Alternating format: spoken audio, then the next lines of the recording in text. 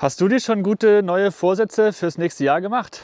Vielleicht mehr Sport machen, weniger Fleisch essen, weniger Zeit auf Social Media oder allgemein vorm Bildschirm verbringen.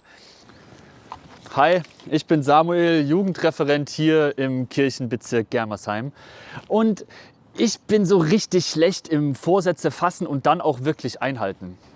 Ich glaube, diese Selbstoptimierung ist häufig der Grund, warum wir an unseren Vorsätzen scheitern.